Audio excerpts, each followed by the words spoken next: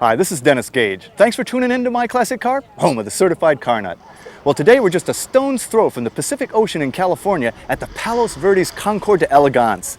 The feature marks at this year's event are Ford, in honor of their 100th, and Aston Martin, another member of the extended Ford family. But there are so many superb examples of all kinds of American and European pre- and post-war automobiles here at the Ocean Trails Golf Club, I just don't know where to start.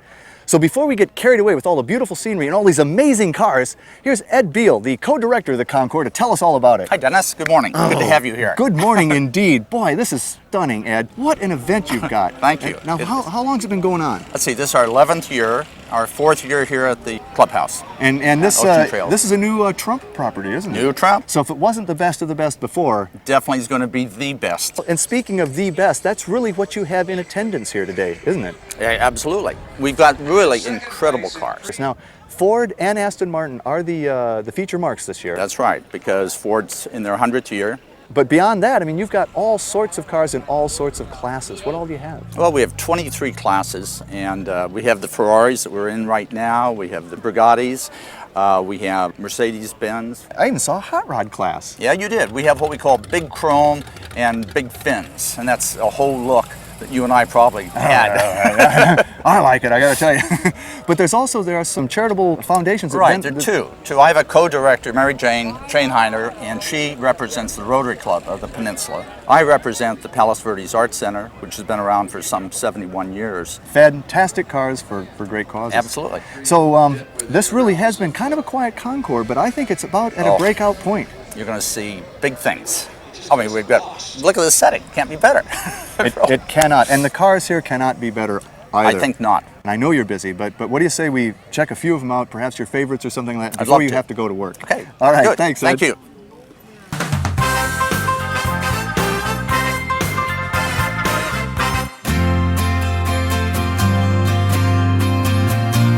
The Palos Verdes Concours d'Elegance is a 3-day event held in one of the most gorgeous settings I've ever seen for a car show.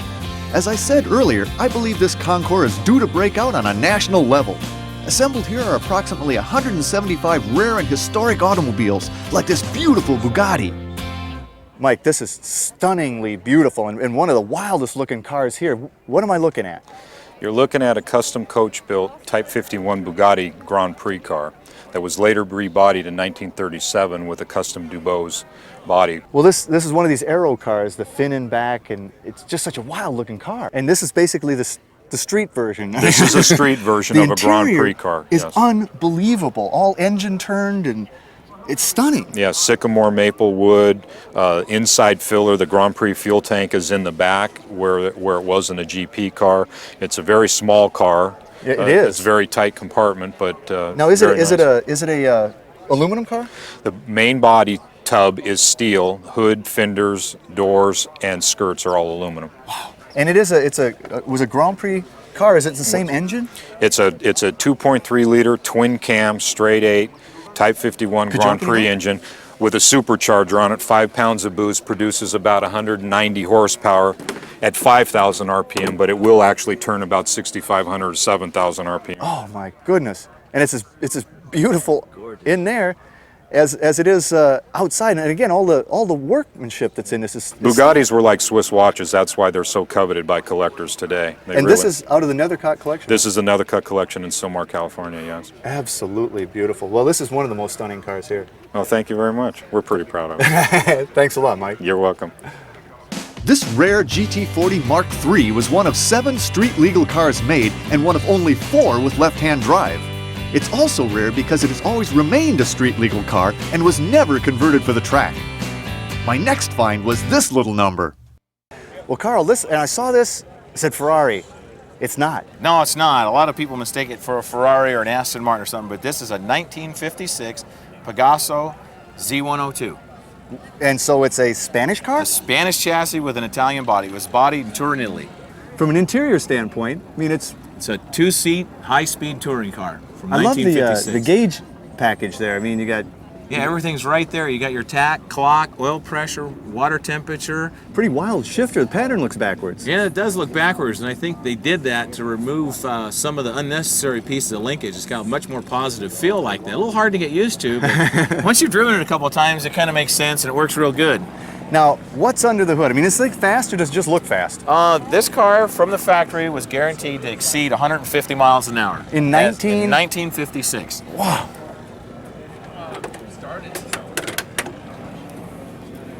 Wow, it is a pretty serious it's got carburetor setup.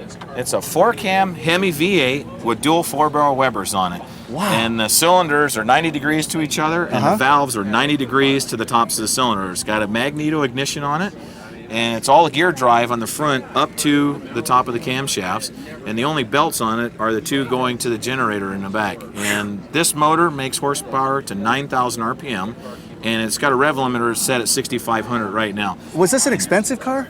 In 1956, it sold for around $23,000. Holy mackerel. Oh yeah. So it's really something. Hey, Carl, this is an absolutely beautiful car. Dennis, it's been a pleasure showing you the car. My pleasure has been mine. Thanks a lot, Carl. Beautiful car, man. Oh, you're welcome.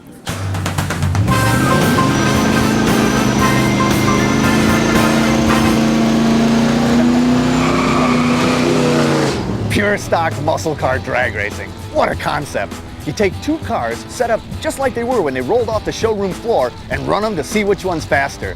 This idea was pioneered by Dan Jensen and Bob Bowden a few years ago, and it's become wildly popular. Well, today, we're at the Mid-Michigan Motorplex to pit one of the best-known bad boys of the era, a '69 Yenko Camaro, against an incredibly fast factory car that most people didn't even know existed, a '64 Studebaker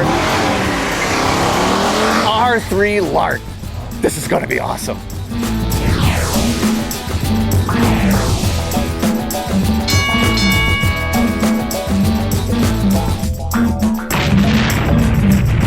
Pure stock muscle car drags is as close as it could ever get to absolutely 100% pure stock. The only modifications allowed are some minor carburetor and ignition tuning. We've seen a rivalry spring up between the '69 Yenko Camaro and a fairly unknown muscle car, a supercharged Studebaker Lark. We kind of thought that it might be fun to pit the two together and see who comes out on top. It's kind of an unnatural matchup. One car's from the early '60s. It's a brown sedan, and the other car is this bright, high-powered icon of muscle car history, the Yenko Camaro. Okay, so this is it. This is the '69 Yenko. This is the one that's running today. Yes, sir. Now, you don't strike me as your average Yenko owner. I mean, you're kind of a young guy, aren't you? Yeah, it's actually Dad's car. He lets me drive it and wrench on it. So. Well, that's cool. Yeah. Hey, Dad's a good guy. Yeah, he's not too bad. So what we're looking at, we got a basic '69 427 here? It's an L72, 427, 425 horsepower from the factory. Originated in the Corvettes. Yenko got him to put it in the Camaros and the Chevelles for '69. You know, you got this match today, this bizarre setup between the Yenko and the R-3 Studi. You've run the Studi before, right? Yeah, I've ran him, I guess, the past 3 years. And that car always runs strong. Real well. It surprised me the first year, and now I have to prepare myself for it. So you're like, yeah, Studebaker, right. Yep. Well, you never know. You look over and it's brown, and it's an older car, and you just don't expect that from it. And boy, it does kick though, doesn't it? It flat hauls. So what do you think? Are you gonna get him? I hope so. Yeah. We'll see. All right. Well, hey, go get him. Thank you. You bet. So this is it, the plain brown wrapper. The plain brown wrapper. You've had this the whole time, right? Yes, I bought it new in August of 1964. Now, but you didn't buy it with that engine in it. No, Studebaker had already stopped building cars in South Bend, and they had stopped making the Avanti-powered cars. I found this one and said, it's cheap, and I think I'll just buy this, and I immediately bought a new R3 engine from Studebaker. It was at the factory, ready to go into a car when they shut the factory down. Now, they actually did make one of these, though, right? Yes, they did. They began with a standard Studebaker V8 block. 289, right? Which was a 289. Evidently, they checked over the blocks very carefully to make sure the cores of the cylinders were centered, and then they bored it as much as they felt was appropriate, which gave 304.5 cubic inches. And then they have very special heads that are a unique design. They're extremely rare. Yeah. It's impossible to find them, so you hope nothing happens to them. And an aluminum intake manifold, aluminum box around the AFB 4-barrel, special headers, cast iron headers, supercharger, of course. And where's the supercharger from? Is that? Paxton supercharger. Paxton. Now, the big matchup today is, of course, you and Rob Yenko. Now, Yes, you've run yes. Rob a lot in the past, haven't you? Well, I believe we've run about 5 times. And we've each had our share of wins, so we'll see what happens today. Pretty wild, pretty wild. Well, hey, run strong, man. Thanks very much. All Appreciate right. Plain brown wrapper. it. Yes. Welcome back to My Classic Car and the pure stock shootout between a 64 R-3 Studebaker and a 69 Yenko Camaro. After hearing about these two beasts, I was ready to see them fly down the drag strip in a David versus Goliath battle. The Yenko was ready to go, but the Studi had one more minor adjustment to make. As if the plain brown wrapper wasn't enough of a sleeper car, George, the owner, enlisted the help of 8-time NHRA national champion driver Ted Harmon. Would this be enough for an upset?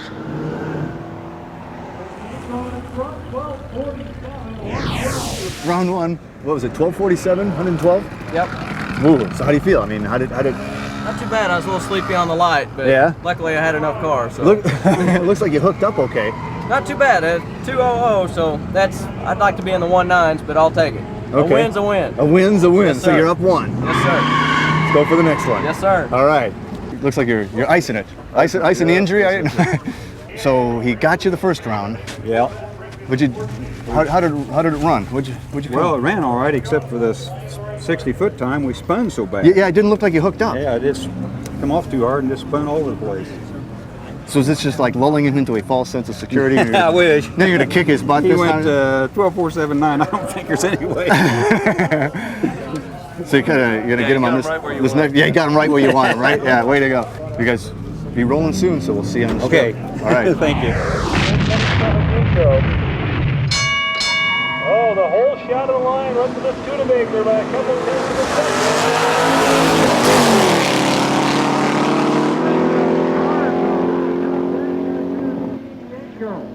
1250, Studebaker with his best run.